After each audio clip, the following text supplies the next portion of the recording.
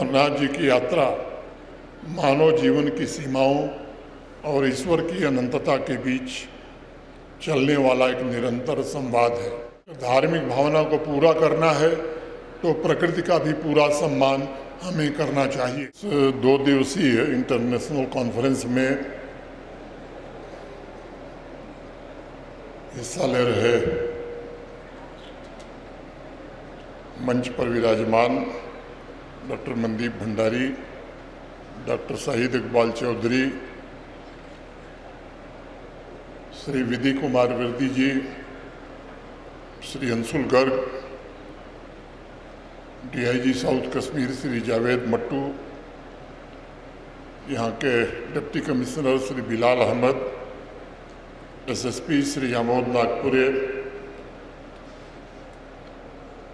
Government degree college Anantnag के principal professor Khalida Hasan ji, इस कार्यक्रम के आयोजक हमारे मित्र प्रोफेसर फारूक मलिक साहब और समारोह में उपस्थित आमंत्रित अतिथिगण, इस डिग्री कॉलेज के तथा विभिन्न विद्यालयों के अध्यापक, सिविल सोसाइटी के सभी सम्मानित सदस्य,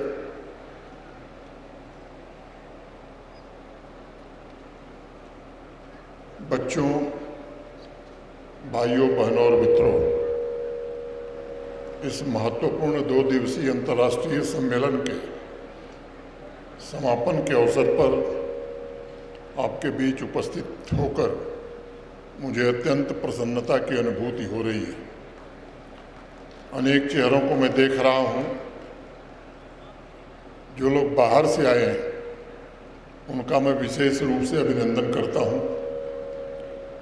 सभी एक्सपर्ट्स के प्रति कृतज्ञता ज्ञापित करता हूँ, क्योंकि पिछले 2 दिनों से जम्मू कश्मीर में ज्ञान, अनुभव और विचारों का अद्भुत आदान प्रदान हुआ है।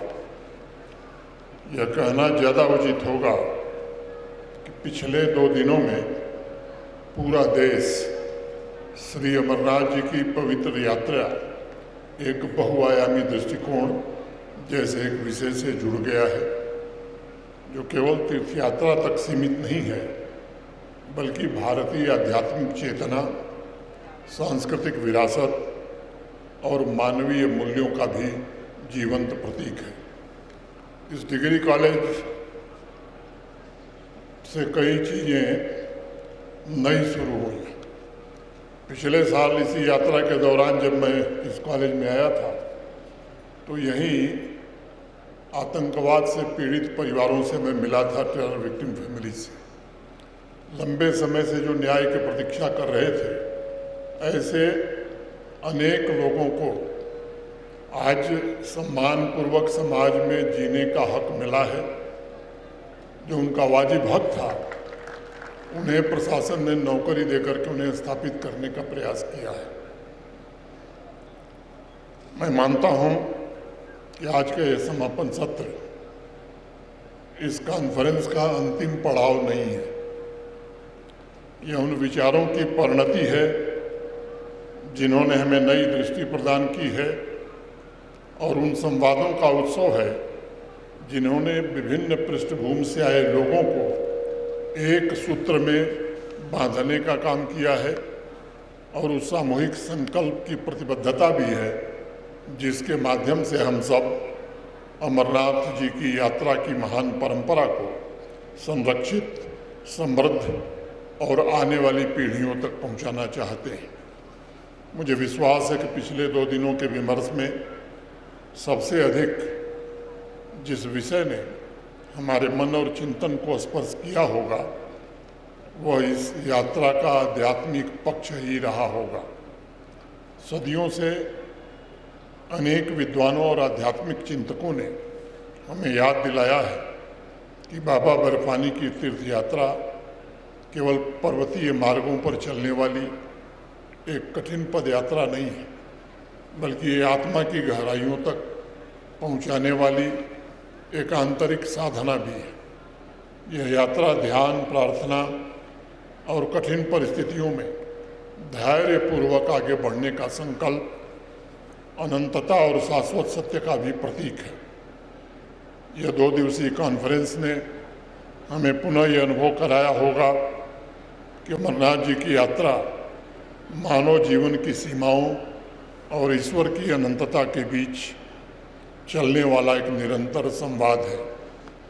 ये यात्रा हमें बताती है कि आध्यात्मिकता किसी बाहरी उपलब्धि का नाम नहीं है, बल्कि अपने भीतर छिपे हुए प्रकाश की खोज का मार्ग है। इस कॉन्फ्रेंस ने पूरे भारत को और दुनिया को संदेश दिया है कि श्री अमरनाथ जी यात्रा समन्वय और अंतर धार्मिक संवाद का सबसे बड़ा प्रतीक है।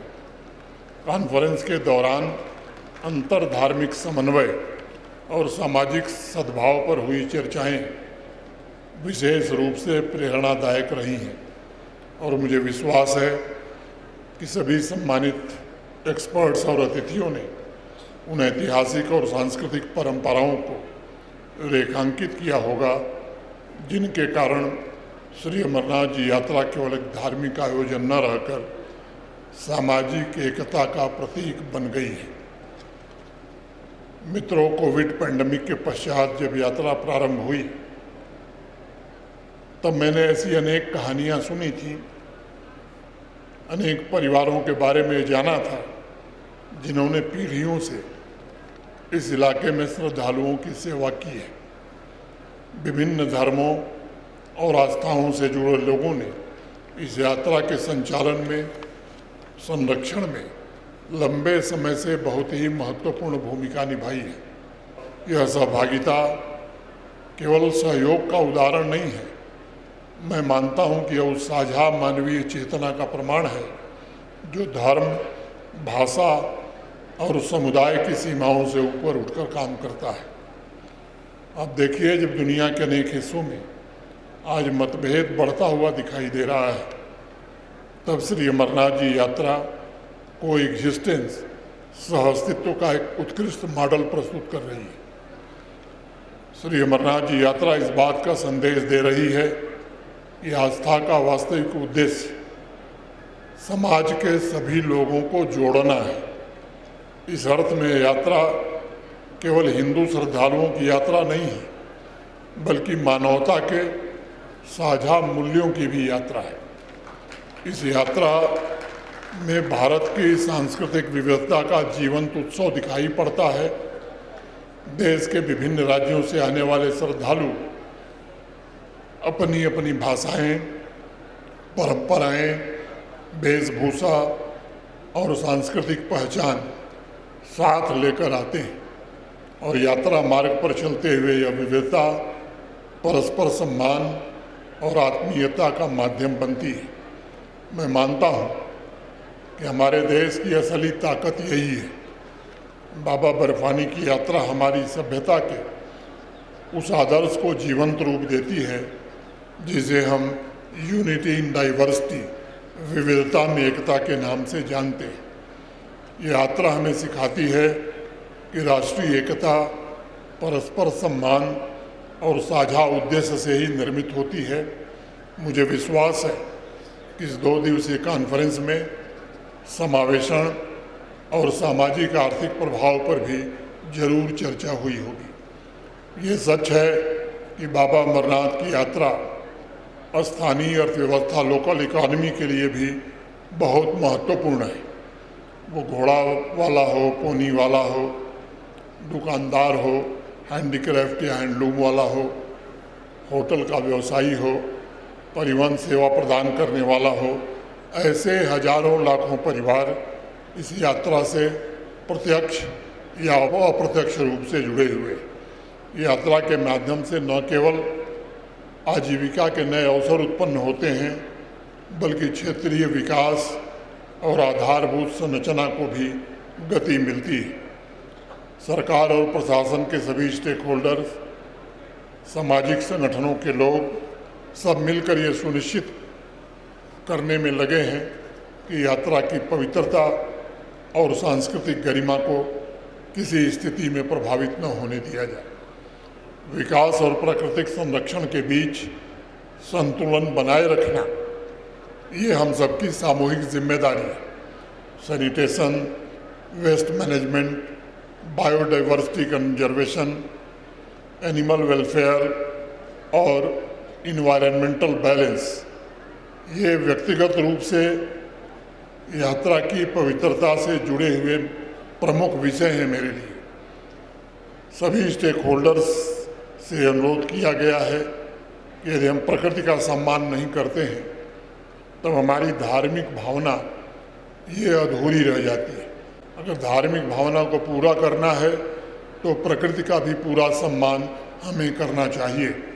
इसलिए जीरो वेस्ट अमरनाथ जी यात्रा का संकल्प पिछले 3 वर्षों से रहा है और 100% waste recycling, waste collection network, plastic लाओ थैला ले जाओ।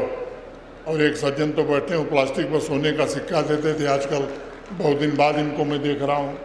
ऐसे अनेक अभियानों के माध्यम से श्रद्धालुओं को कचरा डस्टबिन में डालने और पर्यावरण संरक्षण की शपथ लेने के लिए प्रोत्साहित किया गया है। विकास और श्रद्धालुओं की सहूलियत की दृष्टि से देखा जाए तो पिछले 3-4 वर्षों में दोनों रास्तों को, चाहे वो चंदनबाड़ी से नुनवान से जाने वाला रास्ता हो या बालटाल से, काफ़ी चौड़ा किया गया है। यात्रा मार्ग पर चिन्हित जगहों पर अनेक सुविधाएं, चाहे वाटर एटीएम की हो, एम्बुलेंस की हो, ये प्रदान की गई हैं। पहले ये सोचना भी शायद यहाँ मुश्किल होता था। अनेक लोगों ने शायद सोचा नहीं था कि बालटाल और चंदनबाड़ी ट्रैक से 12 फीट और 13 फीट चौड़ी सड़क पर वो चल सकेंगे। पूरा ट्रैक रात को रोशनी से जगमगाता है। बाबा भोलेनाथ की कृपा से ही ये संभव हो पाया है। और यात्रा के दौरान प्रत्येक ट्रैक का निरीक्षण और उसकी मरम्मत का काम भी जारी रहता है। ये सुनिश्चित करने का प्रयास किया गया है कि यात्रा लोगों के जीवन यापन का भी आधार बने और अपनी आध्यात्मिक गरिमा को भी अक्षुण्ण बनाए रखे। मैं आज इस बात को जिम्मेदारी से कहना चाहूँगा कि बाबा भोलेनाथ की तीर्थ यात्रा प्रशासन, आर्मी, पुलिस, सुरक्षा बल, स्वयंसेवी संगठन, सिविल सोसाइटी के लोग और स्थानीय समुदाय, इनके बीच विश्वास जितना मजबूत होगा, यात्रा उतनी ही ज़्यादा सफल होगी। पिछले 2-3 वर्षों में जिस प्रकार से विकास और संरक्षण के साथ इस यात्रा को आधुनिक सुविधाओं से जोड़ा गया है, मेरा विश्वास गहरा हुआ है कि अमरनाथ जी यात्रा भविष्य में ग्लोबल स्पिरिचुअल टूरिज्म का सबसे महत्वपूर्ण केंद्र बनने वाली है। अमरनाथ जी यात्रा श्रद्धालु और विशेष रूप से विदेश से आने वाले टूरिस्ट के लिए हिमालय की अद्भुत भव्यता के साथ साथ भारतीय दर्शन, योग, ध्यान और आध्यात्मिक चिंतन की समृद्ध परंपरा से परिचित होने का एक अवसर भी है। साथ ही यह यात्रा कल्चरल डिप्लोमेसी का भी एक सशक्त माध्यम बन सकती है। विभिन्न देशों से आने वाले लोग यहाँ एक अद्भुत आध्यात्मिक और सांस्कृतिक अनुभव के साक्षी बनकर और सहभागी बनकर लौट सकते हैं। और इस तरह के कॉन्फ्रेंस के माध्यम से वैश्विक संवाद, सांस्कृतिक समझ और मानवीय मूल्यों से जुड़ाव को और हम मजबूत बना सकते हैं। मुझे इस बात की बेहद खुशी है कि आप लोगों ने डिजिटल टूल्स और यात्रा पर उसके प्रभाव जैसे पहलू पर भी चर्चा की है।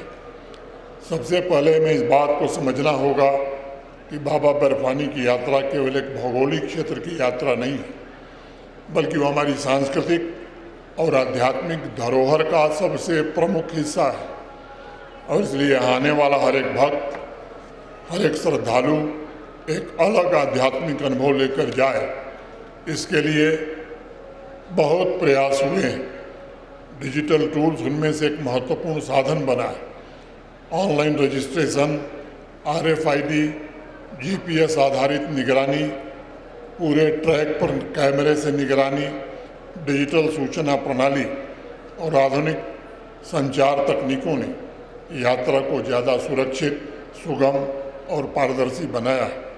ये प्रयास किया गया है कि आधुनिक इनोवेशंस को अपनाया जाए, साथ ही यात्रा की मूल आध्यात्मिक भावना को भी पूरी तरह सुरक्षित रखा जाए।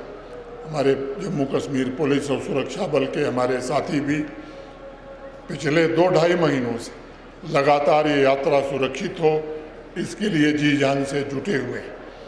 अपनी बात पूरी करने से पहले मैं कहना चाहता हूँ कि इन 2 दिनों के समृद्ध संवाद के विषयों को देखकर मुझे लगता है कि इससे अमरनाथ यात्रा का एक व्यापक और बहुआयामी स्वरूप उभर करके पूरे हिंदुस्तान के सामने आया है। और मैं स्पष्ट करना चाहता हूँ कि अमरनाथ यात्रा अध्यात्म, संस्कृति, अर्थव्यवस्था, पर्यावरण, सामाजिक समावेशन और मानवीय धैर्य का अद्भुत संगम है। इस यात्रा में भक्त शारीरिक रूप से सिर्फ बाबा की गुफा तक नहीं पहुंचता, बल्कि अपने भीतर स्थित उस पवित्र स्थान तक भी पहुंच जाता है जहां आत्मा, सत्य और दिव्यता तीनों का मिलन होता है। इस कॉन्फ्रेंस के समापन पर आइए हम सब मिलकर संकल्प लें कि इस महान तीर्थ की पवित्रता को सुरक्षित रखेंगे, समावेशन को बढ़ावा देंगे, पर्यावरण की रक्षा करेंगे, स्थानीय समुदाय को सशक्त बनाएंगे, सामाजिक सद्भाव को और मजबूत करेंगे और देश भर के जो अतिथि या श्रद्धालु आने वाले हैं उनको ऐसा अनुभव देंगे कि वही जम्मू कश्मीर के टूरिज़्म के ब्रांड एम्बेसडर बन करके पूरे देश में जम्मू कश्मीर के बारे में अच्छी बातें बताएंगे। मैं बाबा भोलेनाथ से प्रार्थना करता हूँ कि उनकी यह पावन यात्रा आने वाली पीढ़ियों को निरंतर प्रेरणा देती रहे। यह आस्था, एकता, शांति और सहअस्तित्व और सतत विकास का उज्ज्वल प्रतीक बनी रहे। अनंतनाग की इस आध्यात्मिक धरती पर आयोजित यह कॉन्फ्रेंस उस सामूहिक यात्रा का एक महत्वपूर्ण मील का पत्थर साबित होगा, जिसके माध्यम से हम इस अमूल्य आध्यात्मिक धरोहर को समझने, संरक्षित करने और विश्व समुदाय के समक्ष उसकी गरिमा को और अधिक प्रतिष्ठित करने का प्रयास कर रहे हैं। मैं यहाँ उपस्थित नौजवान विद्यार्थियों से भी कहना चाहता हूँ कि महीने भर पहले मैं आपके बीच आया था। उस समय नशा मुक्त अभियान के कार्यक्रम में मैं आपके आया था। आज मुझे संतोष इस बात का है कि 2 फ्रंट पर हमें काफ़ी सफलता मिली है। एक तो नारकोटिक्स के सप्लाई चेन को डिसरप्ट करने में जम्मू कश्मीर प्रशासन और पुलिस को बड़ी मात्रा में सफलता मिली। दूसरा जो अवेयरनेस है, लोगों तक अवेयरनेस पहुँचे, इसमें भी आप सबके सहयोग से हम सफल रहे।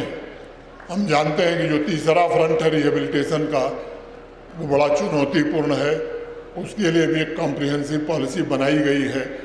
मैं सभी यहाँ उपस्थित महानुभावों को और विशेष रूप से अपनी नौजवान पीढ़ी को ये ज़रूर कहना चाहता हूँ कि रिहेबिलिटेशन का काम भी ईमानदारी के साथ, पूरी सेंसिटिविटी के साथ ज़रूर ज़मीन पर उतारने की कोशिश होगी। बहुत बहुत धन्यवाद।